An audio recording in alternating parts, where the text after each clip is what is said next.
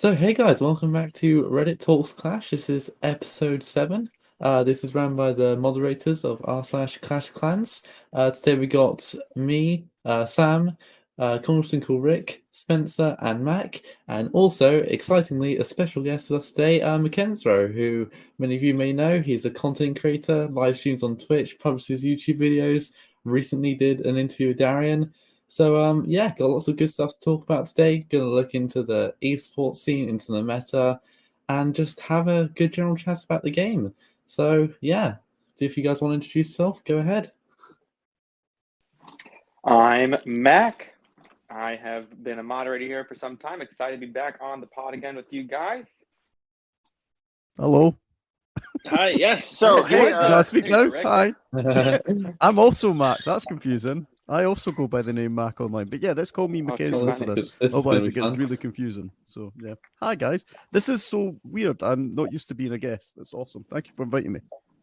Yeah, thanks for coming. Yeah, go ahead and tell us about yourself. How'd you get streaming? Where you are in Clash? All the basics.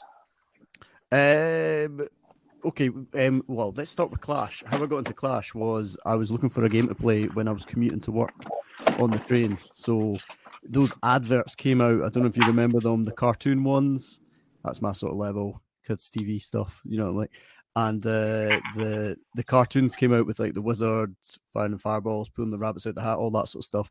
And I thought, I'm going to try this game, and it was perfect for being on a train. I played it on the train, and then went to work, and then on the way back I would pick it up, and some things had upgraded and all that, and then I just slowly started playing it more and more.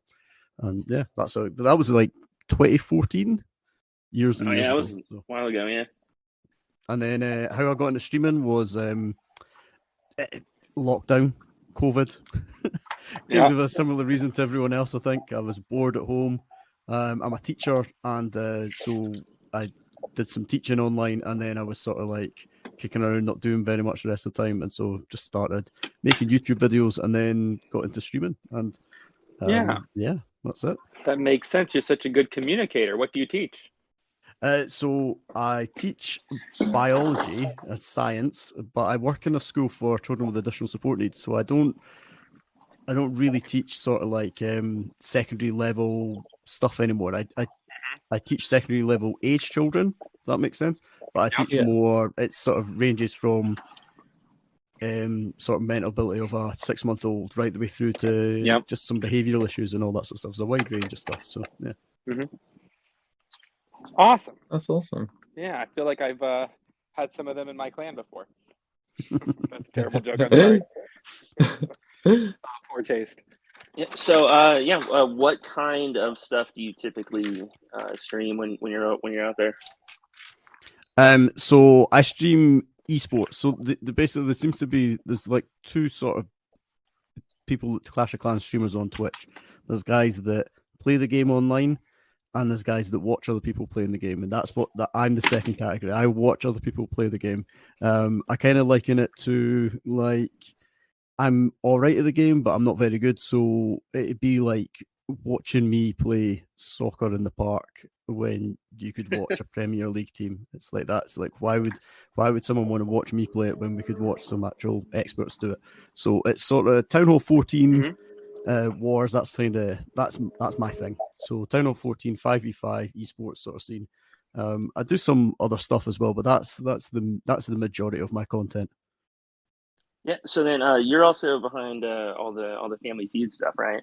Yeah. Yeah. Go ahead and tell us all about that. Family Feud. So Family Feud came about through an idea on stream, which is when the best ideas happen. So I thought it'd be really interesting to see so the two biggest sort of clan families at that time when it first started or the two biggest that I was aware of were Unfair Warfare Family and EYG. And I wanted to know what would happen if those two teams took on each other. Who would be the greatest clan or greatest alliance? And then like the game show Family Feud, that name just was awesome. So we kind of stole that idea, and then it got refined down from, instead of being like a 50v50, because we realized that would just be too difficult to do, it's a 20v20. So it's kind of like it's like a compressed Supercell CWL. So instead of having 24 hours to attack, you've got 2 hours. There's 20 accounts. It's one hit each, so 1-stars are huge. They make a massive difference. But there's no prize money involved, which is quite different from quite a lot of the other sort of leagues and community events and all that sort of stuff. It's really just clout, and so it's got quite a, I don't know, it's quite freeing. It's like you get people that aren't used to esports, aren't used to the esports scene, playing against people that are really experienced and really sort of, really sort of good hitters. And so you get this, and they basically, the guys will sit on voice and plan attacks together in these 2 hours, and just like, it's like a party. And so even the people that tend to lose are like, we had a great time, we're coming back next year and for the next one and all that. So it's awesome. It's cool. It's good fun.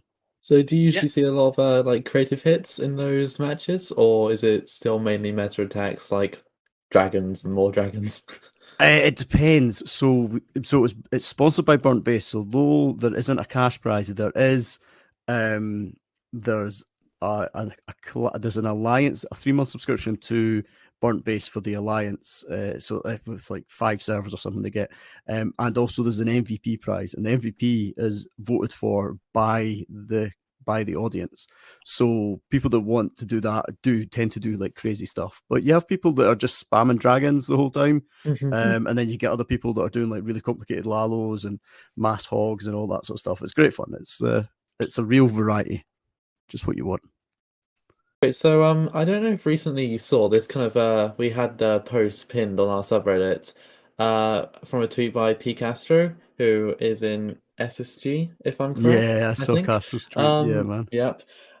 So he was basically making a comment on the current esports scene, and it kind of triggered a lot of discussion on subreddit, and thought we could maybe read it. I'll read it out now, and we could kind of discuss the meta and just how the esports game is working out, but also how it affects, the casual player and just the meta in general.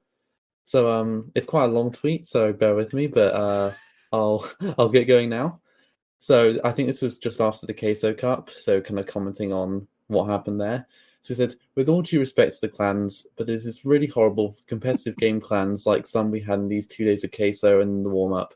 The game is very random, and even if you work with a lot of bases, clans come with attacks no sense and gave 4 or 5 triples. I think this is one of the only games that amateur teams will be beating professional teams frequently. This is horrible when you put hours of effort making bases, testing and training every day, and a random clan beat you. It's rewarding luck and randomness and not work. I know it makes more fun for no pro teams. It is very bad for pro teams and isn't good for the viewers because the quality of his attacks isn't good, especially when they face clans that studied and tested bases thinking about them. Nobody wants to see wars of that level. Dragon and Lalo is completely unbalanced, and that's the game's fault, not the players. For Dragons, it's even worse, as it isn't a complex attack, unlike Lalo, so casual players don't even have to have much knowledge, just spam and triple. But Lalo needs to be nerfed too, even requiring more skill. Pro Wars, almost all attacks the English is a bit broken here. Almost all Pro Wars involve Lalo attacks. I hope in the next update Supercell will do some balancing to the game, but I don't think they're worrying about the competitive scene quality. And for the casual players who feel offended, I would like you to try and imagine if in your work or study someone didn't make any effort and won prizes for it. You can write anything complaining because I will not read comments. Oh, nice. But yeah, does anyone have any immediate thoughts on this whole essay? My question I would ask Mackenzro, because he probably has the most experience really watching competitive matches doing the streaming. How often do you really see amateur teams upset, what you would consider in a more established or maybe even sponsored team? So there's been there's always been chat about Inferno Drags are too strong, Dragon Riders are too strong, Super Drags are too strong. It was a surprise that they brought Super Drags out when air spam was already so strong. But the argument's always been that, well, you know what? The teams that are getting to the final are always the same teams, so it can't be that broken because and this is the first time when something's changed, and you've got Peru Mania coming out of nowhere. No one knew who they were. and they come in and they've won it, which is brilliant. Now they've got a golden ticket and they've got a crazy amount of cash. To say that they haven't put any effort in is probably a bit unfair. And I think Castro's probably done that thing of he's written a tweet, and sometimes I write an email or write a tweet and then I delete it before it gets sent. I don't know if you guys have ever done that, and instead he sent it, and yeah, no, you've never done that, no. So that I think that's the thing. To spam dragons, it's hard to defend because they're quite random. The meta is a little bit broken, but it's more to do with the level of heroes, and the heroes have been the problem since Town Hall 13, and then they added pets, which just made them even more broken. Like, you can sui 50% of the base. That's insane. That, like, heroes are the strongest element in the game. That's the biggest problem. There's always going to be something to complain about and some sort of like change to that. The problem, I think, in that your thread sort of talked about that actually, and quite a lot of the responses to the tweet said this as well. The esports scene is tiny. It's like 1% of like maybe 5 if you want to really push it, but it's a tiny percent of the entire player base. And for the majority of players, including myself, if I spam dragons, it doesn't work. I don't always 3-star when I spam dragons. So it's. But when I 3-star, I often spam dragons. Yeah. Okay. Yeah, and that's true. But I think it's the randomness that's frustrating people at the moment, and they can't understand. It's difficult to defend against super drags. Like the funnel can go wrong. You can have a lot of stuff die. The blimp can fail, and yet they can still get through. I think they do need to introduce some sort of nerf to air, just a little bit. Yeah. But I don't know. I mean, like, so he's talked about like Lalo in the post and how Lalo needs nerf. The problem with Lalo is that it's possible to bait a Lalo attack, to sort of encourage a Lalo attack and then to defend against it. So or if they know that a team's going to be using Lalo. Whereas with dragons, base builders at the moment are really struggling to build against dragons. It's like, if you see a dragon from a casting point of view, it's pretty dull if everyone does the same attack. So like, it's hard to commentate on, and there's the line of dragons, and he's put his heroes in at the beginning, or he's kept his heroes to the end. That's from a casting point of view. It's not as much of a spectacle when you're watching that as when you're watching a Lalo or Hog Riders. Do you know what I mean? Someone does a Skelly Donut Sui Hog Rider. It's just like, that's mental. It's great fun. So yeah. I'm sure once he's calmed down, he maybe won't feel quite the same way. Castro's a little bit hot-headed sometimes. Yeah, kind of leading back to your kind of one of your first points about the heroes, I kind of thought about when I see dragon attacks. Of course, sometimes they do just wipe through a base and you can't do anything, but lots of times, like you said, blimp fails, funnels go wrong, and the super drags start off quite early. You think, oh, this is over, but yet somehow the heroes on the back end just end up sweeping through the whole base. Yeah, and I guess a lot of people haven't really been, or at least I haven't heard personally, many people acknowledge that as a huge problem. Whenever I hear people complaining about the meta, it's always, those darn dragons, just wiping through bases, but they don't think about the heroes. It was the same at Town Hall 13. At Town Hall 13, it was Inferno Baby Drags, but the thing was that you spammed the Inferno Baby Drags in, and then the heroes cleaned up the base, and sometimes the heroes could clean up half the base. Or like I did a Sui competition at Town Hall 13, and there was a limited amount of troops that they could use to support the hero push, but we had people getting 80% of the base. And okay, that was like a single base that had been worked on for hours. Like people were attacking it multiple times, and so they were watching each other's attack and they were learning from attacks. But still, though, 80% of a base, I think 83% it's like, that was before they added pets and 5 extra levels or 10 level, however many extra levels we've got so far. They need. I don't know how they fix it. I think, the way I think they fix it is they introduce a pro mode. And they've said they're not going to do this. Darian wasn't interested when he was on my show. Shameless plug. But when he was on chatting about it, he seemed a bit sort of like confused at even the concept of it. But if you look at like Fortnite or Warzone to an extent as well. They've got like Fortnite's got the arena mode, yeah. So you've got it's a slightly different game mode where everyone's on a little bit more of a level playing field, and it's that sort of thing. But actually, you could have some additional things in there that would sort of even everything out, and also potentially it's like it's something you buy into. I'm trying to think from a business point of view here. Something that you buy into, you pay X amount of dollars for it, and then you have a max Town Hall 14 that you can only use in competitive, but it allows you to then enter that esports scene a lot quicker, because at the moment you're still talking about years from a new account to actually getting someone into the scene, which is I love that idea. I've often thought about how difficult it is because I have friends that would get into Clash if they could get a Town Hall 14 a little bit faster, Yeah, and play at that exactly. People level. would pay for it. I mean, people do pay for it, but it's against terms of service. So that's the way to combat that for Clash of Clans. The way for Supercell to combat that sort of black market is to just put it in the game, like just make it part of the game. People would bite their hand off, but they don't want to. So, or they're not. It's not on the horizon right now. So, I actually made a comment about that on the Reddit thread about Picasso thread about adding a kind of esports mode. And while I didn't think about buying into a new whole Max Tower 14, which is definitely really interesting, I could definitely see pros and cons to that. I mean, I for one would love that because I'm still grinding my way to Max and really want to play in competitive tournaments, but bit of an issue. But I think because inherently they don't have to change the game too much for an esports mode, right? Because the main thing people complain about are balance changes, and balance changes aren't that hard. You just change some numbers on the thing. Obviously, playtesting has to go into it. That's all part of the process. But from a development point of view, they might have to add a few extra buttons somewhere. But the actual core game is still the same. People just want troops to behave or just have different statistics. And at the end of the day, I don't think that could be that hard. And like you were saying earlier, it's like 1% of the player base interested in esports.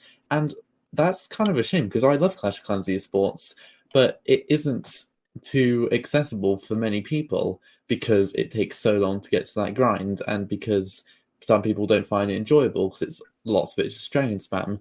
So I think an esports mode would be little work for Supercell, but then also could really play into their hands by bringing a much larger exposure to the esports scene, especially because even if the game even if people just see an esports button somewhere, an esports mode, they suddenly think, oh, what's this? Might want to check it out.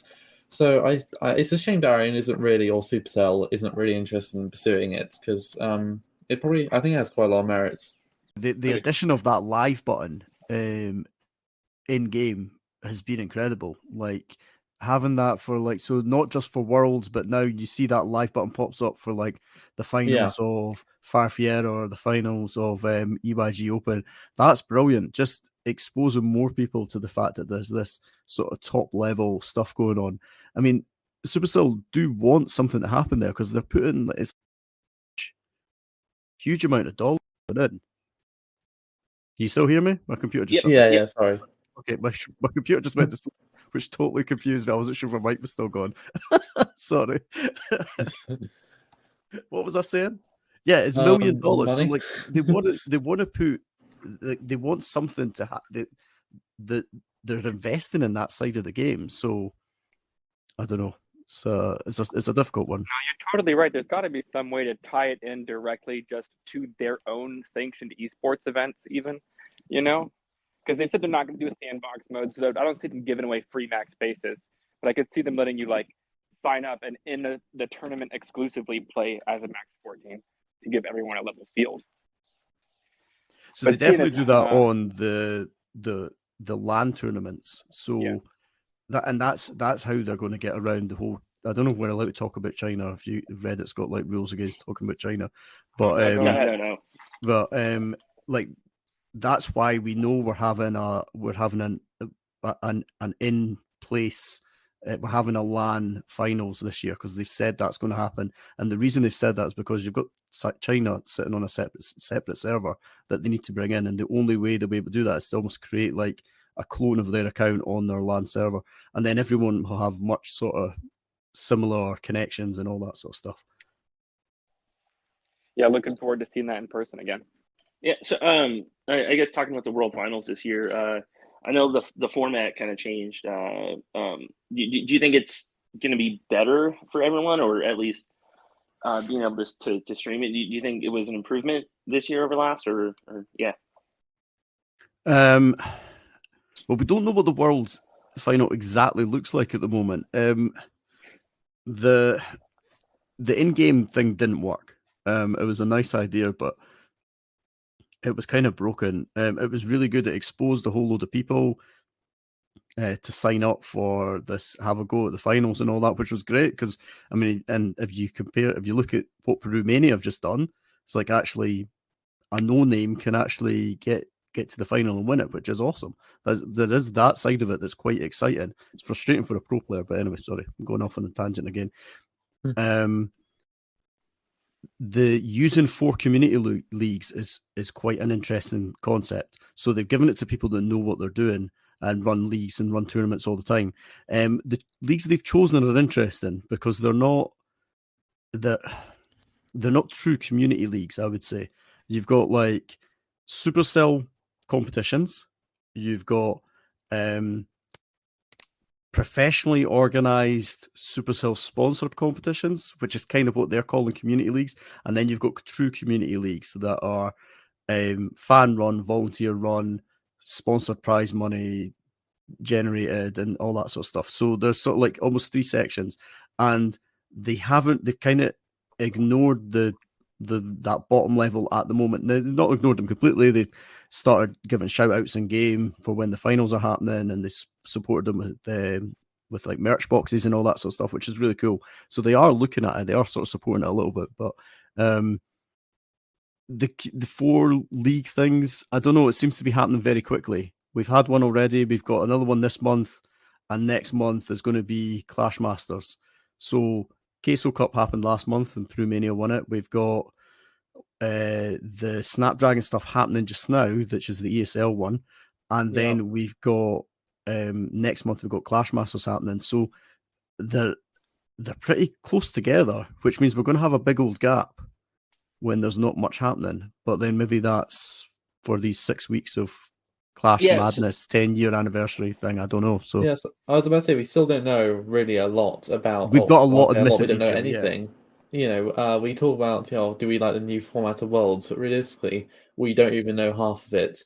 Like the 6 weeks of Clash, God knows what that'll be. I mean, it can't be anything too out there. It'll probably be some sort of Supercell in-game ran tournament, something along those lines. But so last year we had 10 teams. And this year we know that there's going to be 4 golden tickets. That's all we know. Yeah, there must be more than 4 teams. So, they won't limit it to 4 teams. Yeah, it's like that has to be. That'd be a pretty small tournament.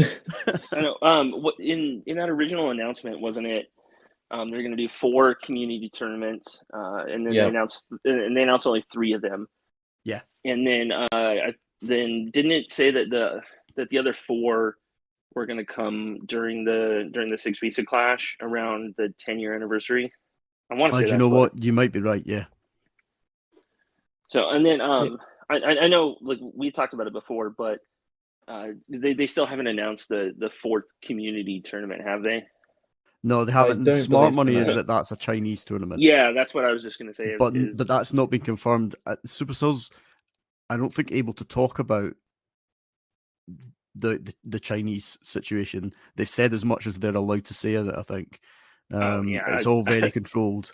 I've seen a lot of questions asked about it, and no one gets answers anywhere.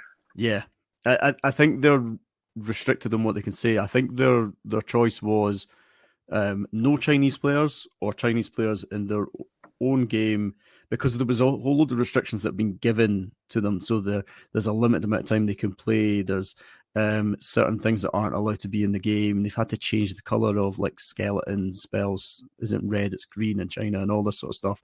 And it's similar to Fortnite's got a Chinese server as well, and it's the same sort of thing where there's a whole lot of changes made to those restrictions. And the reason is basically the restrictions are so strict that they can't build them into the base game, into the normal game. They have to create a separate game for it. So that's what they've got. That's what the Chinese players are having to work with. And I think Supercell have said all they're allowed to say on it because it's coming from the Chinese government. That's basically what the issue is. Yeah, so I assume that fourth tournament will be a Chinese one. It'll be interesting to see how much detail they give on it, because obviously they've been very quiet about the China issue right now. I mean, I don't think they've even gone as far to acknowledge it yet. I mean, everyone knows it happened, but publicly, I mean, correct me if I'm wrong, I don't think they've actually acknowledged it. So it'll be interesting to see the level of detail they go in for that tournament. Yeah, will it be streamed? Will we... how much how much information will we get from it, or will it be a Chinese tournament at all? There's still the chance it could not be. So what is it? I mean, it probably is, but there's still that up in the air. And then so I guess that's also part of the reason why they're keen to host Worlds in real life this year, because obviously having a Chinese team over the internet on actually a different game version is obviously going to cause some complications. Yeah, and then I will be interested to see, because when the Chinese players or Chinese team will eventually end up in Worlds, I just assume they play on the game version that we all play on, the everyone but China. And depending on how much difference there is in the game, I think it's mainly aesthetic, but it'll still be interesting because, of course, they'll be playing on technically a slightly different game to what they're used to, which is kind of odd. Well, everyone always brings new strategies to finals, and so it'll be really interesting to see how the meta will have if the meta has changed at all in the Chinese server, or if it's identical. Do you know what I mean? Are they doing exactly what we're doing? Are they spamming super drags as well? Lalo's really strong. Or are they doing something totally different? Are they using all Super Bowler hits or something? I don't know. Do you know what I mean? It's like it could be totally different. Mm-hmm. So that is an interesting sort of angle. Yeah, because last time in Worlds we had Torilla Tavatan come in with that Super Archer Yeti spam, which no one had ever seen before, and it didn't do amazingly, but it did fairly well.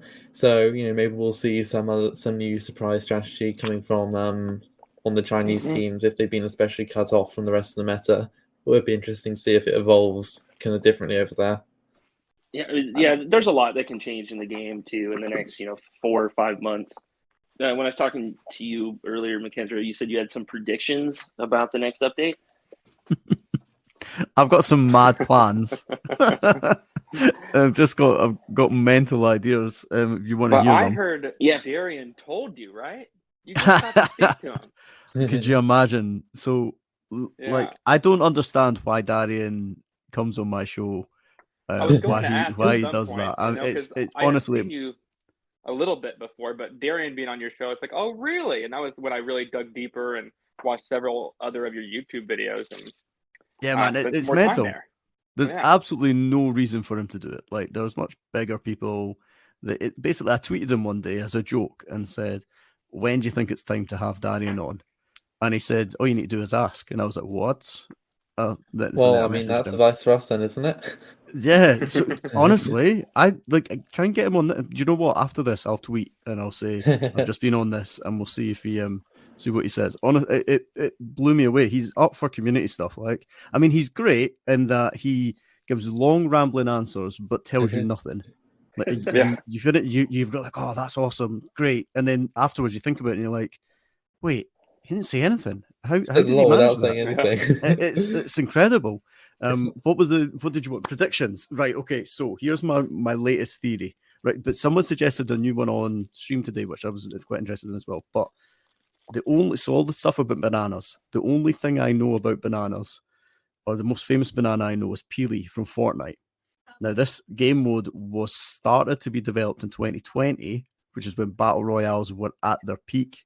So what if the new game mode is a Clash of Clans Battle Royale? That's my theory. I've got no idea if it's right or not.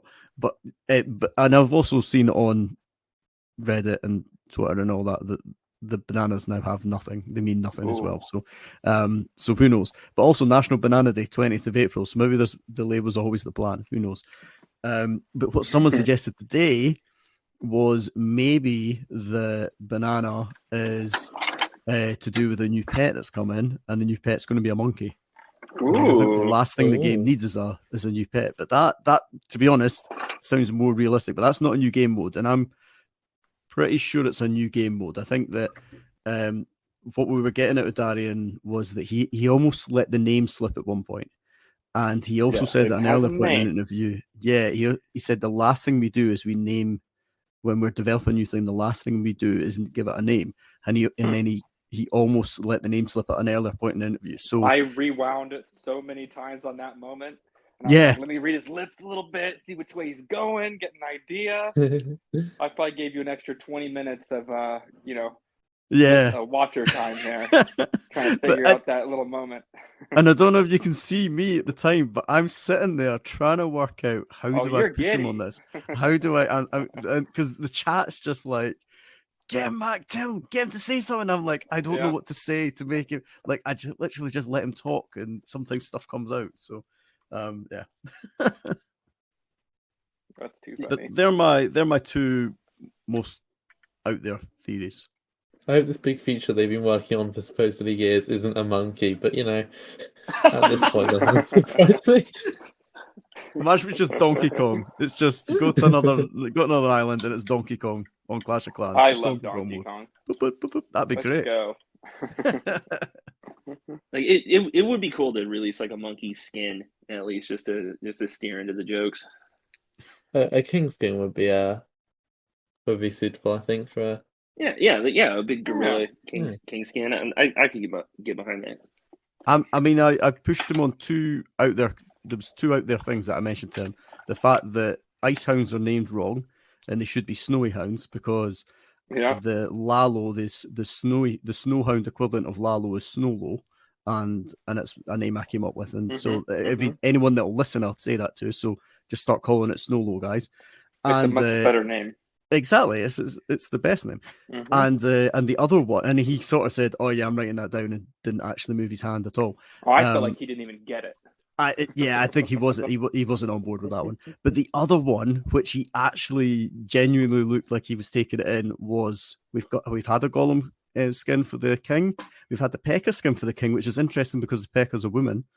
So there's some interesting sort of like it's good. I like that. It's sort of like whatever you're into, very woke. Very firming. But we need a Queen Wallbreaker skin. That needs to happen. That's the next thing, and he seemed quite up for that. So he seemed like he took that one away. Maybe once they have more than one person working skins. Stuff like that. I don't like whoever that one guy. Like, whoever the one guy is, he's been crushing it lately. I've been props to him. I've really liked all the new shadow skins. They've been pretty good. If I had to ask one thing of their art department to spend some time on, they've 3D modeled the heroes so well. I would love to see them do the rest of the troops. I really thought they would pretty quickly after introducing the heroes that way. So troop skins, you mean? Maybe not skins, but at least 3D model the base troops. It makes it look so much nicer. Yeah. It totally messed with my head when I first saw it, when the animation first came out. It's like, what's going on with this? Yeah. Had to get used to it for a little while. Yeah, like I don't think I could tell the difference.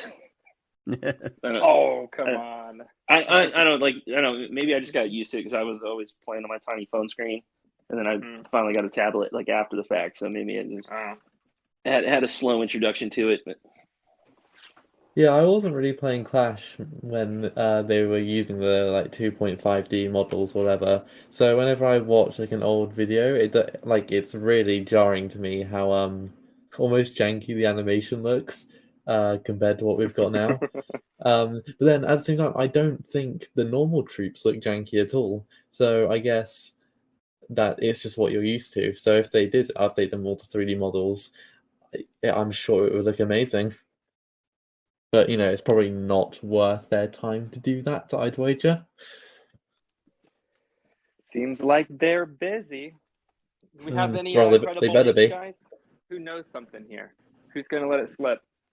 I'm trying to stay quiet. I don't want to get into legal trouble.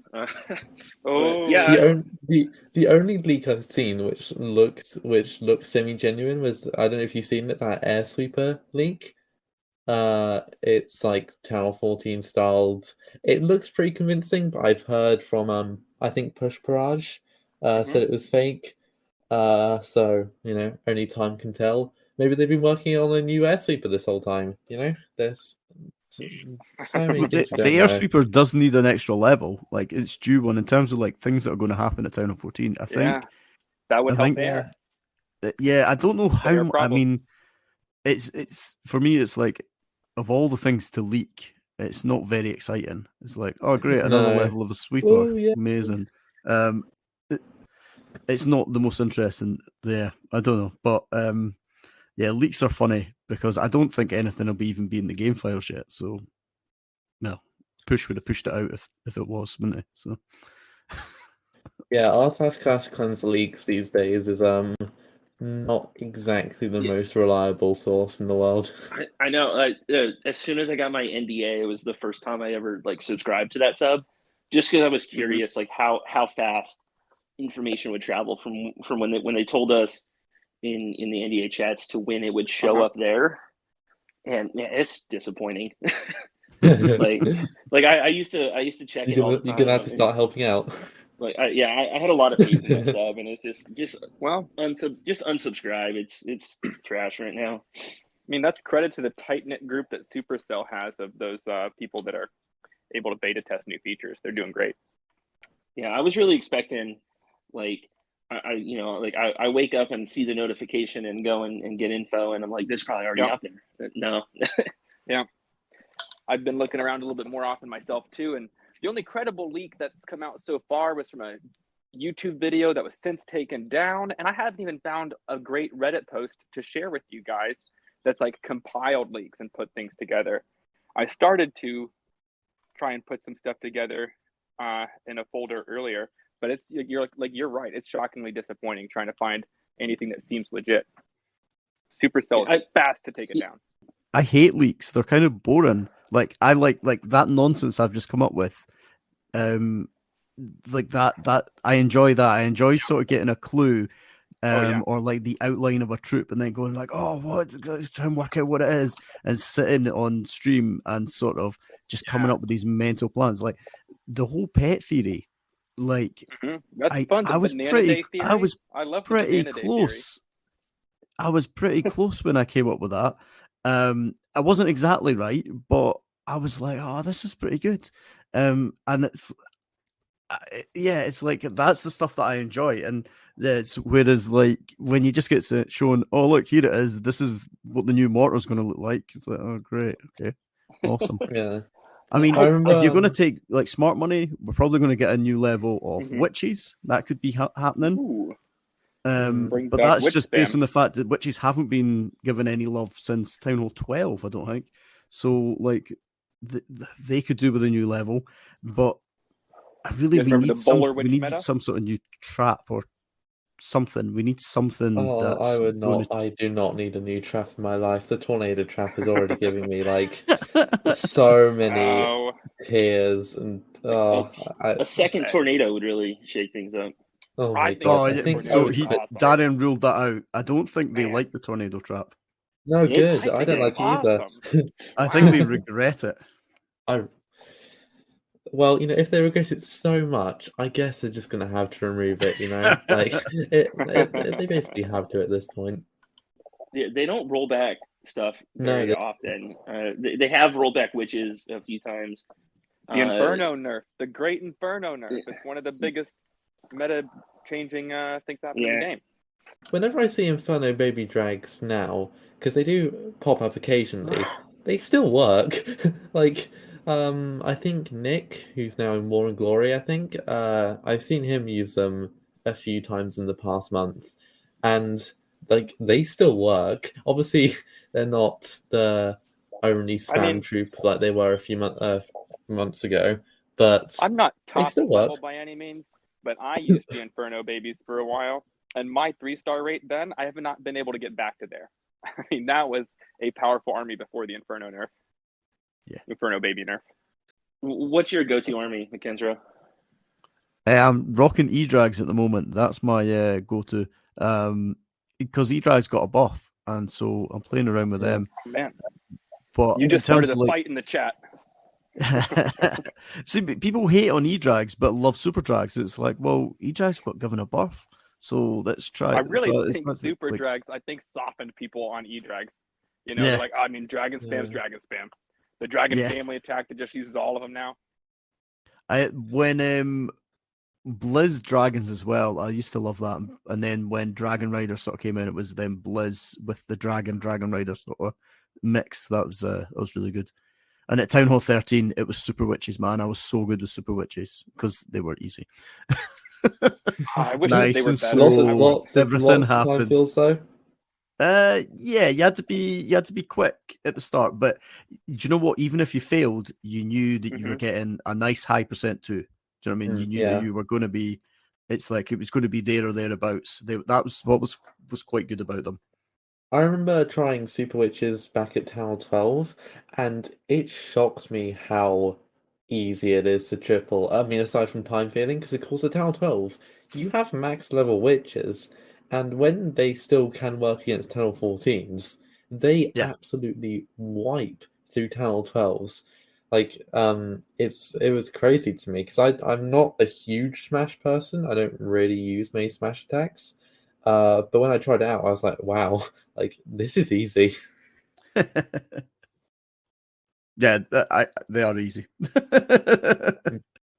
Yeah, I mean, there are other Smash attacks. You've got Peg Smash, Super Wizards now, though even that I don't see used as much, which is odd, because I don't think anything happened to them. I guess just air spam became even more prevalent, so they faded out the meta a bit.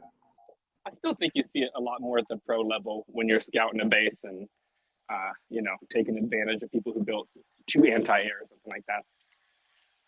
Yeah, I think I see Super Bowlers more than I ever see Pega Smash now. I was just thinking about Smash attacks in general, but yeah, Super Bowlers are yeah. top of the list. Super Bowlers like your main ground hit at the moment. You've got like either Queen Charge Lalo or Sui Lalo, Queen Charge Dragons, Super Dragons, and the ground thing. You see some hybrid, you see some unusual things, but Super Bowlers is kind of the main one. I picked up that Yeti clone attack. Have you seen that one much? The Yeti clone? I've seen Rick use it before. Yeah, I picked it up from Sir Moose, his channel at some point, and it's pretty awesome. Cloning some Yetis. I've been having a lot of fun with it. Just switched to it in the last couple of weeks. I saw a TikTok of Carbon Fin in his Creative Masters of Requires using a Yeti clone, but that's the only time I've seen it. Is that with dragons or super dragons? Yeah, I'll usually send a Hydra with it. Kind of like exactly what you guys are saying is the problem in the meta. I drop a Yeti clone in the middle that just decimates the center of the base, hopefully. Yeah, okay. Yeah, I mean, I think kind of talking about, because we've always talked about the meta a lot this pod and about how it affects the esports scene. But one of the biggest arguments about that tweet from P. Castro was that the player base is just a lot more casual, and we always talk about, how can we fix the meta to be more engaging for esports, but then that isn't who Supercell's targeting, and really I know Rick's told me this time and time again. I know it's true, even though I refuse to believe it, that people will just quit the game if they get less 3 stars. So there is definitely a balance, which is where I think back previously where the esports mode comes in. But yeah, I think that's probably the reason they haven't really done much to these Super Dragons, because people are enjoying them. People enjoy winning. If you speak to so I was chatting to Big Vale, and he's another YouTuber, and he was saying, he was like, people love watching Super Drag YouTube videos. He said, they're my videos that are doing the best. So make a video on Super Dragons, because that's what people on YouTube want to see. And people tend to look on YouTube for, not necessarily for what they want to see a top level pro war. They want to know, how do I use a certain army type? And actually that's the one that people are going to like. I want to know how to use these things and how to 3-star with them. So that's that's why, I mean, like, people talk about like the glory days of Town Hall 10 when it was like when 12, 13 Star Wars to win a war. Like when getting the 3-star made the difference, as opposed to what the way it is now is that one failed hit. So if you get a 2-star that's below 90%, then the war's probably lost. That's kind of where we're at the moment at the really top level. But that's not all esports matches. Like, you can stream a match where everyone's having an off day and it's group stages and maybe not put much time and effort into it, into prep for it, and they'll be getting like 11, 12 Star Wars. So that's just how it is. But the top level stuff, you're looking at 14, 15 Star Wars. That's where they're at. But that's kind of okay because they're the best players in the world. So, do you ever see them tie at that level, 10 to 10? There has been a couple of 15, like perfect stars, like 15 star 100% ties. And then it's gone down to time. ESL Mobile Open had one last year. I think it was the EU bracket had it, and and it went down to time, time is a horrible way to judge it because time. The fast hits are the single stage attacks, like super drags, spammer hits. Yeah. Whereas the ones that have like this multi-stage where you do a queen charge first or a Sui first, and then something else comes in, that's a much longer attack. And so people have been punished for using longer attacks, and that's a bit frustrating. I hate time as a tiebreaker. Yeah, what do you think would be a better tiebreaker? I don't know. I don't have a solution for it. That's replaying the war. Maybe I think you do no a 5-15 and there's no set times and people just hit. But then 1v1. Do you know what I mean? It's captain. Yeah, exactly. It's like it's hard. Because I have seen in some like wars when it's like say 12 stars to 12, 4 attacks in, some players who you almost never see say dragon spam, switch it up last minutes because they know they need to get those fast hits in. That's kind of a shame. So they put those last players often are either last because they don't have a plan or last because they have a great plan. And so say you see like I know Youth 14 who usually does an amazing Queen Charge Lalo, forced to dragon spam because of time as a tiebreaker, forced to be less skillful. You do kind of question how that really is beneficial. But I think the counter argument to that is why does skill matter? If do you know that? I think that's the thing. Yeah. It matters to us because we watch it and we're like, well, I want to see a Lalo because I can't do a Lalo and it's incredible to watch. But actually, in terms of like getting the stars, then actually they know the rules and they know that the time. So I don't know. It's like, I'm using another soccer reference. Sorry, and I don't know how many Americans. It's more just attention. You're calling it stop there, to be honest. Yeah, I know, and that's my concession. But the idea of like when they've played the full match and then you've played extra time, and towards the end of extra time they bring on an additional striker because he's a penalty taker. Because they know they're about to go to penalties. It's that sort of thing of like, actually, it's part of the game and they know the rules when they're going. So it's a really difficult one. I prefer to watch when someone does a Skelly Donut, or I love watching hogs. I just love watching when people throw hogs at base because hogs are such a high risk, high reward strategy. So they're great. But it's like whenever I see Cynthia come up to attack, I'm like, this man is doing a crazy Skelly Donut with hogs. I am going to enjoy this. Anyone who's listening live, go ahead and drop a question in the comment for us or for Mackenzro while we have him here. And then in the meantime, I guess one of the reasons that I wanted to bring you on the podcast today is because over on Reddit, we haven't done a great job of the community hasn't seemed all that interested in esports, and there's a lot of cool content out there and a lot of fun stuff to watch and participate in. So I wanted to ask if you had any ideas on what we could do better as mods to just help promote that whole scene and then other content creators like you. Well, it's probably more on me than on you guys. Like, Reddit's one of these things that I've never got my head around. Does that make sense? It's like I've got the app on my phone. I get notifications off it, and then I look at it, and then sometimes I try and comment, and then my password's expired or something, and I get kicked out, and then I can't comment. And then I can never find the post that I was just looking at, and all. It's stuff that's like it's me. It's me that's the problem, if that makes sense. I've now, since you've invited me on, I've been sort of kicking around and having a wee look at Reddit and sort of like having a look at all the posts and all that sort of stuff, and it's really interesting. I don't know. Do you have like? Can you get subreddits of a subreddit? Could you have a Clash of Clans esports section within Clash of Clans? I don't know how that works. Yeah, I don't know, man. Yeah, you can't really make subreddits in subreddits, but you can have like a wiki page on a sub, so we could, in theory, document all the esports stuff that's happening. There has been talk before, even Rick brought it up, I think 2 months ago or so, about creating an r/Clash Clans competitive sub, so it would be a whole separate thing, but obviously we can link it on the sidebar, we can promote it, though it kind of realized it would be probably more beneficial to try promote esports on our main sub and drive up traffic here rather than diverting traffic to the new sub, and also just the whole issue of not many people watch Clash esports, which is kind of the biggest issue.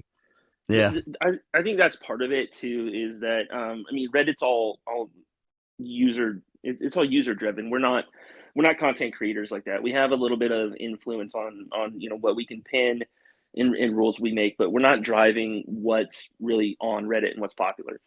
So, how about for someone that is really curious about the esports scene as a spectator and wants to get to know the scene a little bit better? Where do you start? Discord. It's all on Discord. Discord is where everything lives. And to be honest, you think it's a good hub or a particular way to start to get into it as a spectator? There's a competitive Clash network. That's a good hub. That's in terms of like it documents, it sort of rates all the teams, gives like a top 12 every month, and then also like has all the tournaments that are coming up and player changes and all that sort of stuff. It's all in there. Ooh, I love the power rankings. That's awesome. Yeah. So it has the power rankings as part of it. That was what they started with. So yeah, it's really cool. I've just joined that Discord server. Thank you for letting me know about it. Yeah, let's get a CCN's comment there. It's in the comments, is it? I was just making sure it was in the pinned comment. I didn't have a chance to look down there yet. Right, okay, got you. Yeah, competitive Clash network is good. And then, to be honest, Twitch is the other place to look. And then you just get what the streamers are streaming. You get a feel for what tournaments are happening and what's going on. Like see, GCC I understand just Twitch about to start just as well as you understand Reddit. Right, okay.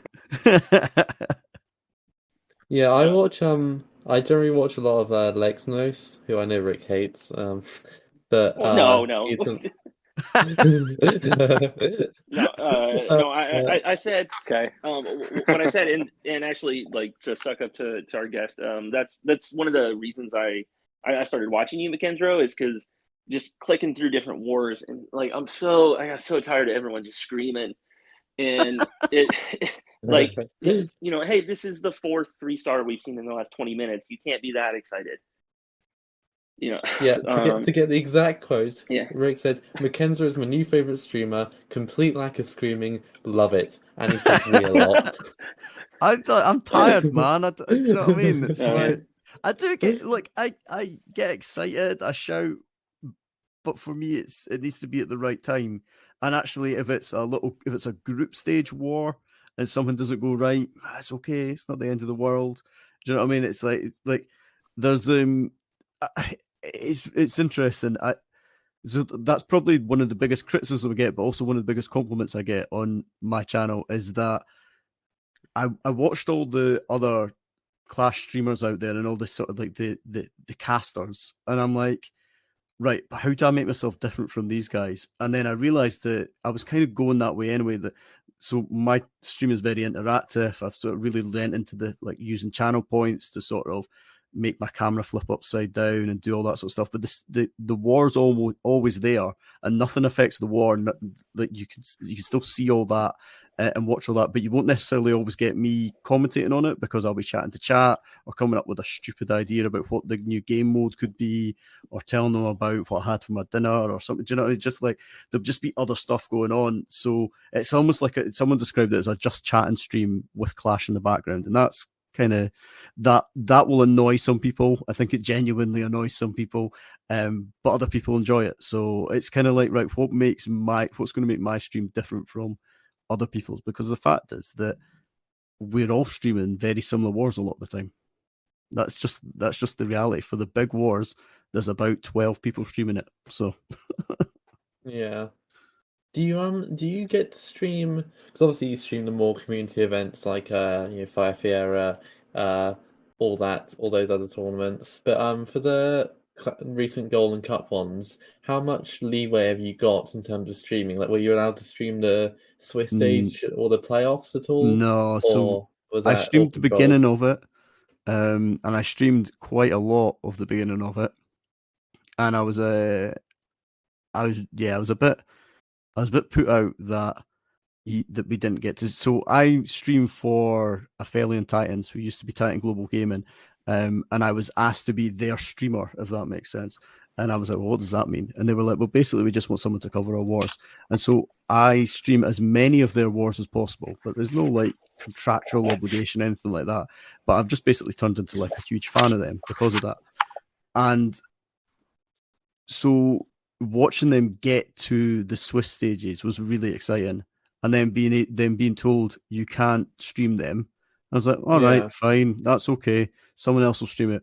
But then they didn't get streamed for the first couple of wars, and I'm like, oh, I could have streamed. I was about to say, because I didn't watch the Swiss stage live, but I saw it was a 5-hour stream, but I saw there were a ton of matches, so they surely can't have streamed all of them, I'm guessing.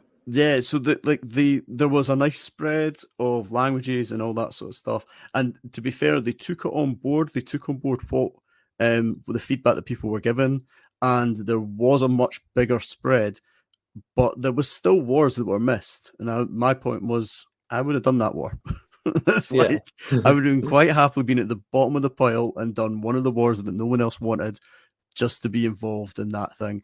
It is unusual. It's one of the only areas of Twitch where you see that. So quite a lot of the time you'll have like watch parties. So like if you look at like Fortnite tournaments and stuff like that, then there'll be people that aren't competing that are just streaming someone else's stream and just watching with their own fans, watching with their own community, and watching the finals of like the NA East finals or something like that. But you're not allowed to do that in Clash of Clans, and that's strange. It's an unusual thing. Yeah. Rant over. Let me have a look and see if we've got any more questions. Right, so you got one from Cloudy. I think that's how you say it. What's your favorite town hall level for attacking? So I guess it's what's your favorite town hall level? Town Hall 14 I've been like someone that maxes. I've always been trying to catch up with the game and trying to max out, and now I'm there. And I've realised that now that I'm there, it turns out I'm actually quite a big farmer. And now that I'm maxed, I'm kind of like, I don't know what else to do now. So I've got a Town Hall 11. In fact, no, I've not. It's just upgraded to 12. I've got Town Hall 12. But Town Hall 14 for me, it's always the top Town Hall level. It's kind of my favourite. I do have a soft spot for Town Hall 7. The introduction of dragons. I actually love when dragons became a viable troop again, even though everyone hates dragon spam. Like Town Hall 7, drags, hog riders, all that sort of stuff. It's when all the fun stuff starts happening. So yeah. Town Hall 7 is, especially if you started back in like 2014, Town Hall 7 is really where the game kind of opened up. Yeah. I have a big nostalgia spot for Town Hall 7 and you used too. to spend a long time at each Town Hall level. Yeah. Town Hall 7 was about a year. Town Hall 9 was 2 years. I think Town Hall 8 was about 2 years as well.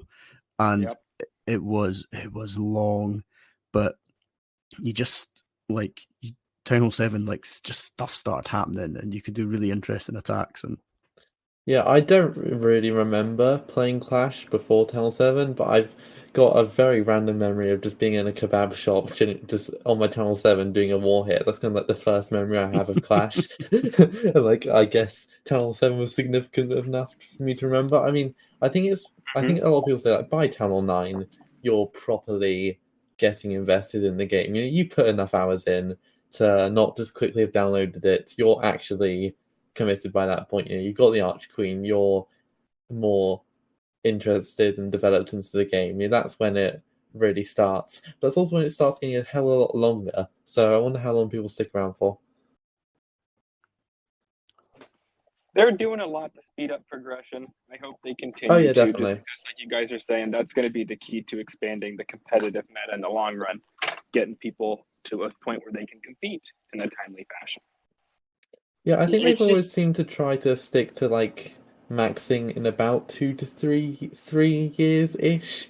Like that kind of seems like the rough time frame it takes, which is, that is still a long time. If you were to tell someone that they, like, say, a new player, they won't be able to have the best stuff, they won't be able to, say, play in a competitive scene or anything for 3 years, that does sound quite demotivating compared to other competitive games like, say, Fortnite or Call of Duty, where, like, if you played it for 1 minute, you technically have access to everything still.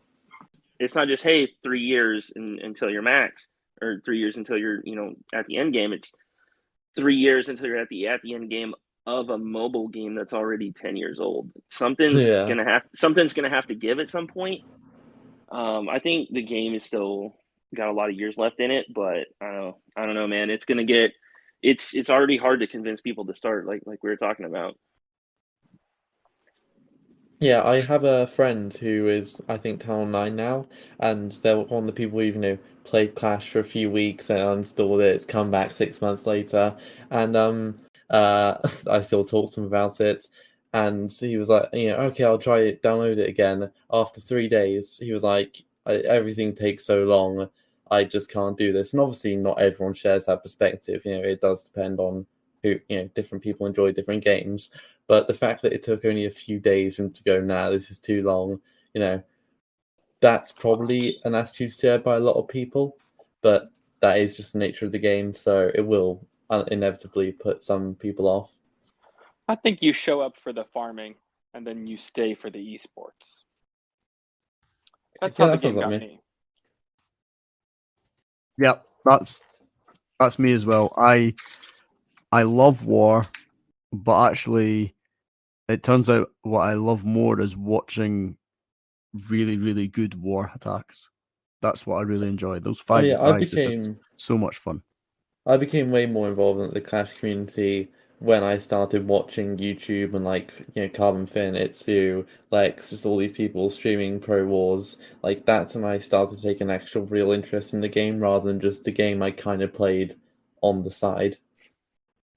Yeah, anything else you wanna cover, Mackenzro? I don't know, man. I've worked on about all sorts of nonsense. Who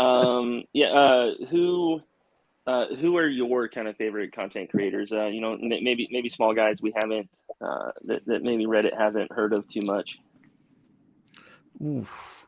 I know you mentioned Big Vale a little earlier. Yeah. I've been checking out his stuff. I'm becoming a big fan. Yeah, you've got Big Vale. There's a guy called Bad Stags just started.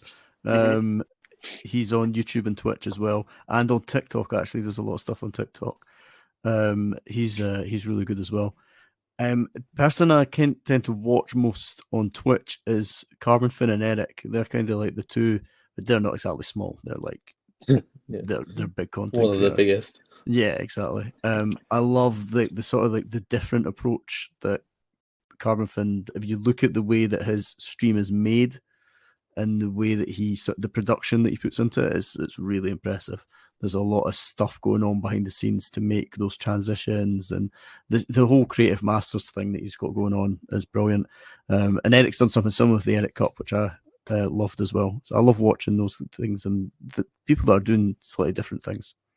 Oh yeah, the Eric Cup was really exciting because it was the first time I think in ages I've seen anything like a Talon 10 or Talon 11 play a competitive war. Like, it was interesting seeing the variety in attacks, not just between different players, but different town hall levels. I don't know if he's planning to make a return to it, but yeah, that was definitely more interesting. Just not seeing town hall 14 attacks, actually seeing a whole range, and Yeah, how and, you're and, also and so it's used to Eric's. seeing like. Yeah, and you're so used to seeing like 4 heroes, this and that, Siege Machine, blah, blah, blah. Like, you go down to Town 10, Siege Machines are banned, you have 2 heroes. Like, oh, this is the game, but this is the same game, but it's such a whole different experience. Yeah, and that's it. That's Eric's sort of heritage. Is that's not maybe not the right word, but that's his real passion. Is that Town Hall 10, Town Hall 11, Town Hall 12 stuff. That's where his passion is. So that's why he's really into sort of showing off that stuff. You've also got sitting in your chat just now. You got a guy called Clash.Ninja. Yeah, I know. Oh yeah, He is. I don't know if you've had him on this before, but he's a definite potential guest for you for future. His we've knowledge him out of before. his knowledge of the game is incredible. It's insane. I guess since he's here, hey, Ninja, I did have an idea for getting you on if you are open to it. Hey, raise your hand. We'll do it right now. He's been on the Mac report, so tried and tested. Yeah, I heard him on Clash Tips a little bit ago. Yeah. I mean, this is just on my mission to get in as many British guests as I can. Like just filling them up. What is your opinion on Scottish independence? Oh my goodness! You're going down that route. Yeah, no. So yeah, I voted for I voted for, what was it, like, for not independence the last time. This time I'm not so sure. No, you're leaving Britain is very messed up just now. I don't blame you. I don't want to get too political here, but I don't really blame you. If you want to leave, Yeah, it's pretty messed up just now, man.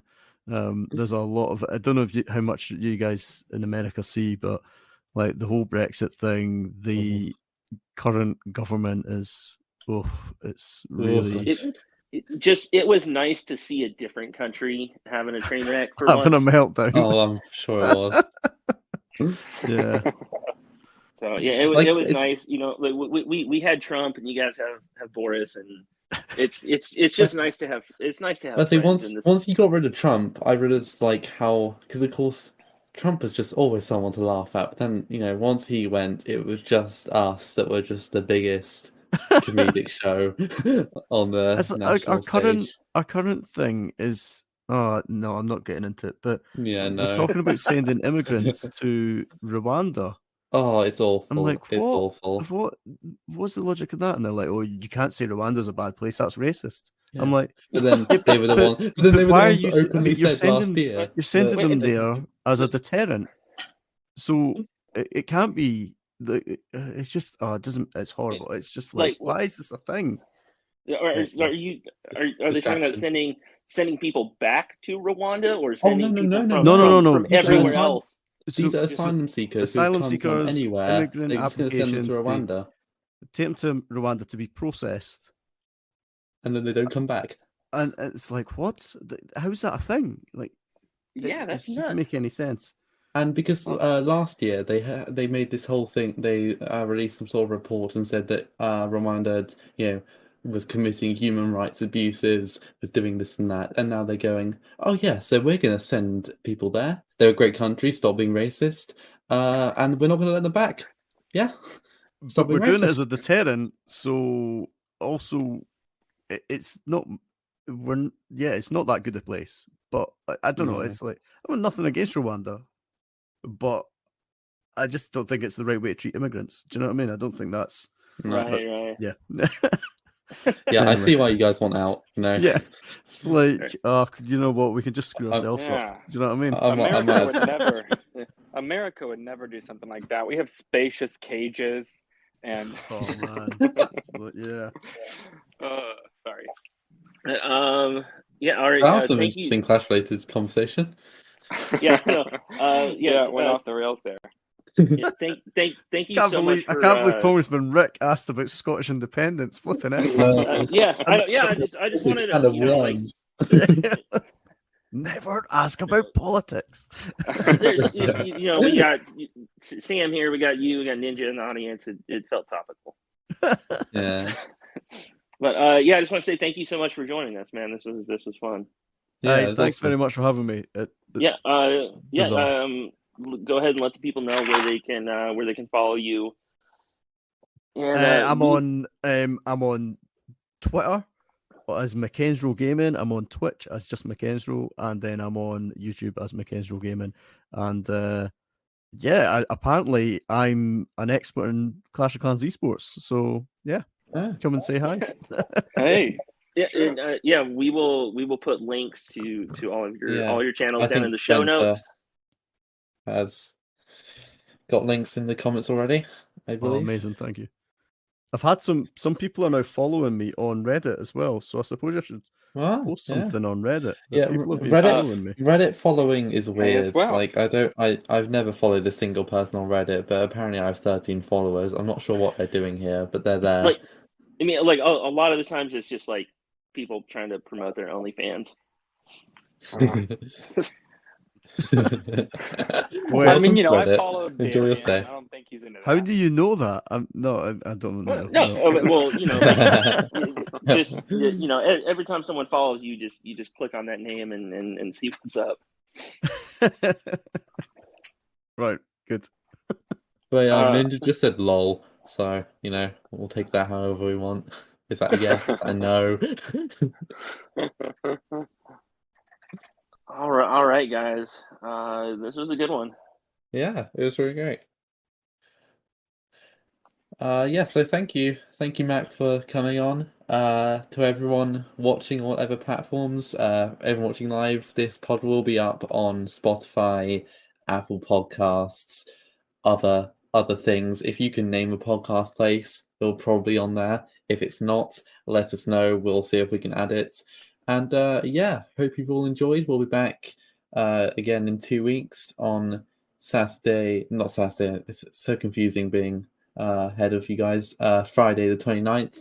Hopefully we might have some update news by then. If not, we'll continue hoping and praying. So yeah, we'll see you all then. Watch. Look out. Have you seen before we go? Have you seen the poor guy that's been posting the things on Twitter of like day one of log looking for looking for an update, and he's on day 12 now, and he's like running out of things to post, guys. Sorry, you did your outro and then I just spoke over the end of it. Bye everyone. Sorry. Yeah. We still never figured out how to smoothly end this thing anyway. So yeah, we try doing an outro, but then we always end up talking afterwards. So yeah, there's the post show. Progress. All right. All right. Well, I gotta take off. Yeah. Cheers, guys. Bye. Thank you. Catch you later. Cheers, guys. Bye.